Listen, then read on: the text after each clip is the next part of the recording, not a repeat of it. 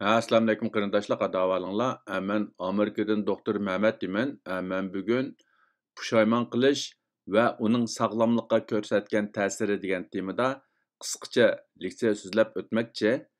Men bu leksiyada asosliqi pushaymon qilishniki qandaq bir jarayon ekanligi, qandaq paydo bo'lganligi, uning sabablari, uningki salbiy va ijobiy ta'sirlari to'g'risida qisqacha to'xtalib o'taman.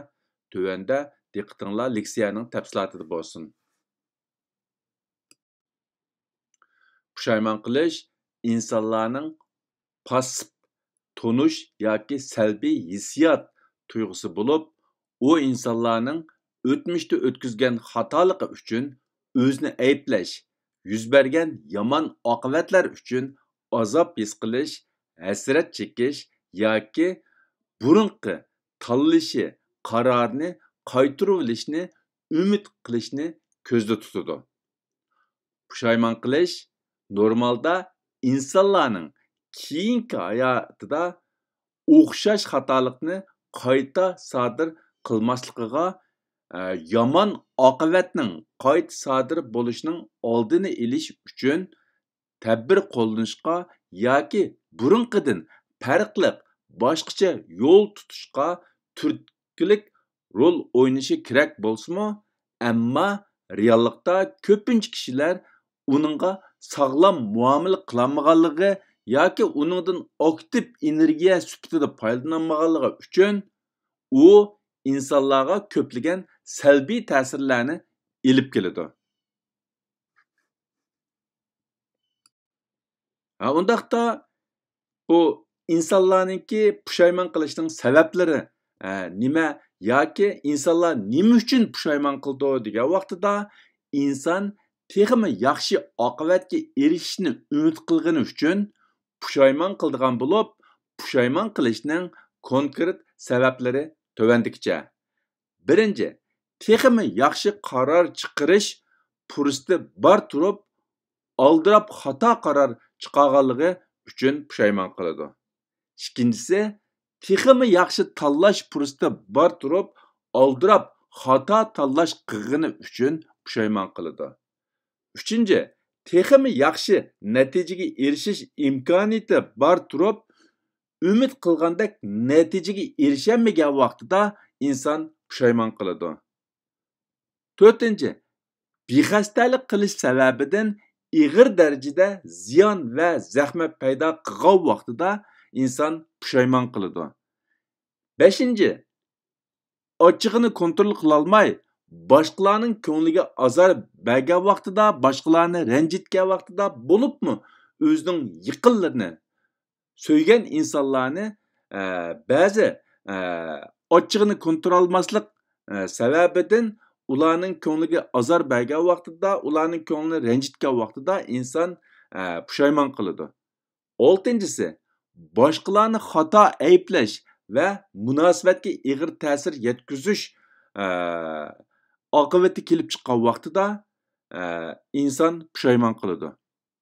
Yettinchisi, dunyoga bo'lgan tonish va bilimi ish berish fursatning qayta kelishini umid qilish uchun burunqi o'tkazgan savalliklardan, xatoliklardan, tanlashlardan pushaymon qiladi.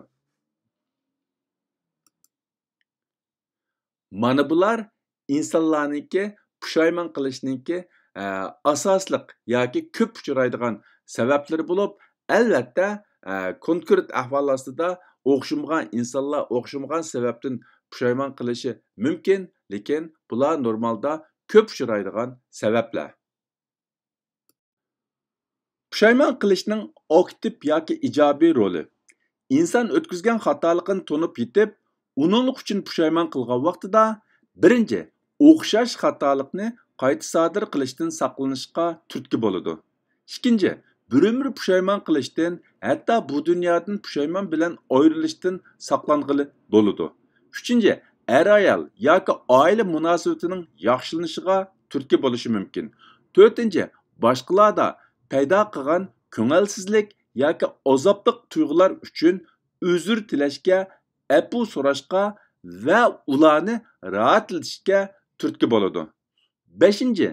Do'st, birodar va xizmatdoshlar bilan bo'lgan munosabatni yaxshilashga turtki bo'ladi. 6. To'g'ri yo'lni tepib, muvaffaqiyat qozonishga muhim rol o'ynaydi. Ya'ni pushaymon qilgan vaqtida odam aslidagidan farqli bir uslub yoki yo'lni tanlash orqali o'ziniki kelgusida muvaffaqiyat qozonishiga yangidan bir yo'l ocha olishi mumkin. Mana bular pushaymon qilishninki aktiv yoki ijobiy roli. Bundaqda pushaymon qilishninki sog'lomlikqa ko'rsatgan salbiy ta'sirlari, ya'ni yomon ta'sirlari nimalardan iborat degan vaqtida o'tmishda o'tkazgan xatolik uchun davomli pushaymon qilish insonlarning ruhiy sog'lomligiga ko'plagan salbiy ta'sirlarni olib keladi. Birinchi, insonlarning besimini, ya'ni ruhiy besimini oshirib, jismoniy sog'lomligiga pasib ta'sir ko'rsatib, hormon va immunit sistemasining tangpungligiga salbiy ta'sir ko'rsatadi. Ikkinchi, tashvishlanish keltirib chiqarishi mumkin. Uchinchi, chorisizlik va umidsizlik tuyg'usini ig'irlashtirishi mumkin. To'rtinchi, insonlarning o'ziga bo'lgan ishonchini to'valtishi mumkin. Beshinchi, insonlarning energiyasini xo'rtidi. 6. Tushkunlashishni keltirib chiqarishi mumkin. Mana bular biz shu uzun muddat, ya'ni oyga chiqmaydigan pushaymon qilgan vaqtida kelib chiqadigan yomon oqibatlar. Yuqori deb o'tgandagidek, pushaymon qilishninki garchi ba'zi aktiv va ijobiy roli bo'lsa-mu, ammo ko'pincha holda pushaymon qilish bizning ruhiy sog'lomligimizga salbiy ta'sir keltirishi mumkin.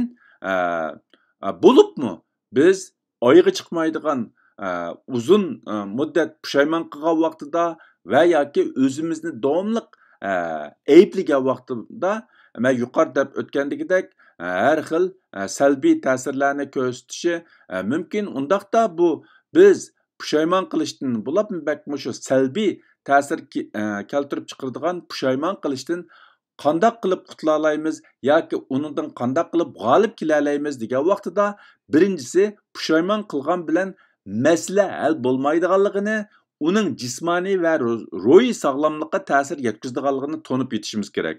Ikkinchisi, o'tmishdagi ishlar uchun pushaymon ichiga cho'kib ketishdan saqlashimiz kerak. Uchinchi, o'tmishdagi xato so'z, harakat va qilmishni e'tirof qilish vaqtida kechirim so'rash bu nihoyatda muhim. To'rtinchisi, o'ziga ko'yinish. O'rniga kelmaydigan ishlar uchun o'zini ayblashdan to'xtash kerak. Beshinchisi, diqqatni boshqa tarafga qaratib, pushaymon qilishga sabab bo'lgan ishlarni unutishga tirishish. Ko'ngil ichish va tantarbiya faoliyatlariga ko'proq qatnashish kerak.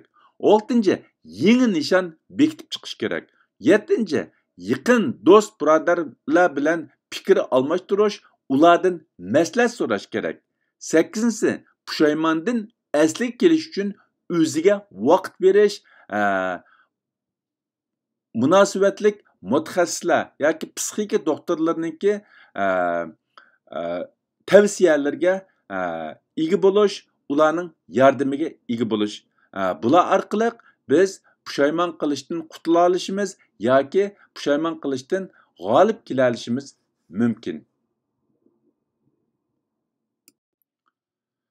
Bugungi bu pushaymon qilish va uning sog'lomlikqa ko'rsatgan ta'siri degan qisqa leksiyani mishat oxirlashtirmoqchi. Hammanglarning diqqat berganinglarga ko'p rahmat. Alloh hammamizningki tenini salomat qilsin, pushaymon qiladigan ishlardan xoli qilsin. Alloh bizga to'g'ri yo'lni ko'rsatib bersin. Ko'rish yomon bo'linglar. Xayr xo'sh. Allohga omonat.